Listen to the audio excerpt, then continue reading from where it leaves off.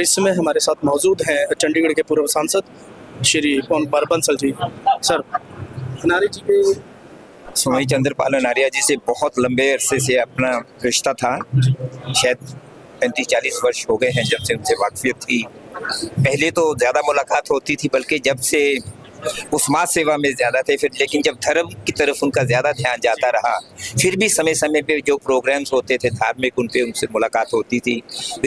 बहुत ही शुद्ध विचारों के एक इंसान थे, जो अपनी कथनी से नहीं अपनी करनी से लोगों को प्रभावित करते थे, और हमेशा समाज सेवा, धर्म की सेवा ही उन्होंने अपना एक कर्तव्य बनाए रखा, और निस्वार्थ लोगों की सेवा में वो लगे रहे, सबको प्रभावित करते थे। बस अनारी जी सर एक सपना लेके चले थे कि जो स्वामी चंद्रपाल अनारी जी एक सपना लेके चले थे कि जो भगवान वाल्मीकि जी के ऊपर टिप्पणियां उठती हैं उनके ऊपर रोक लगाई जाए, ऐसा कोई कानून पास किया जाए।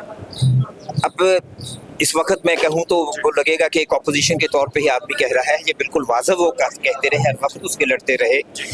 वाल्मीकि समाज की हमारे समूचे समाज में क्या स्थान है, उसके लिए वो हमेशा लड़ाई लड़ते रहे, और उन्होंने काफ़ी उसमें कामयाबी हासिल की। समय समय पे ऐसा होता रहा। वो 1-2 बार पार्लियामेंट में मेरे से बात की थी, मैंने पार्लियामेंट में सवाल उस वक्त भी किए थे, लेकिन फिर सरकार में समय पे देरी हो जाती है।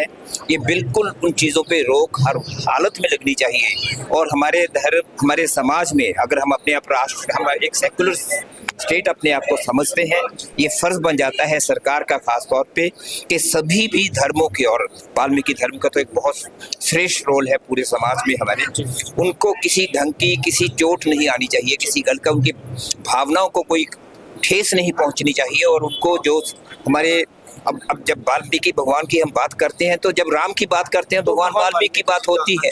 उनका तो इतना बड़ा एक हमारे, जो अगर हम अपनी सभ्यता की बात करते हैं, हम अपने दर्शन की बात करते हैं, तो उसमें कितना बड़ा उनका रोल है।